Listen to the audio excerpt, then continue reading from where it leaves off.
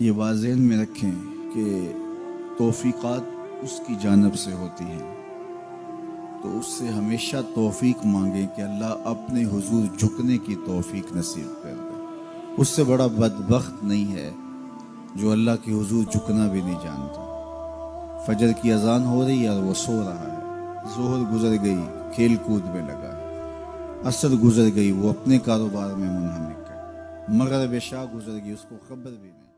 جس نے ایک دن میں 100 مرتبہ سبحان اللہ و بحمدہ پڑھا، کتنی مرتبہ؟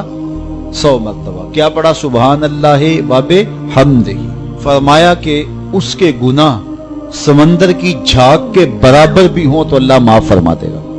تو یہ اپنے وظائف میں شامل کر لیجئے، سبحان اللہ و بحمدہ۔ اور حدیث بخاری ہے کہ 2 کلمے ایسے ہیں جو اللہ کو محبوب ہیں اور زبان پر مشکل نہیں۔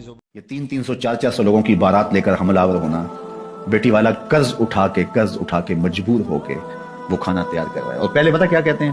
ہمارے مہمانوں کو کھانا اچھا دینا اور چاہے بیٹی کو کچھ دینا نہ دینا، یہ ہمارے پاس بڑے اسٹیٹسفائی لوگ آئیں گے ہمارے ساتھ جو آئیں گے، کھانا بس اچھا دے دینا، یہاں سے شروع ہوتا ہے، پھر اس کے بعد کہتے ہیں یہ بھی دے دینا یہ بھی دے دینا۔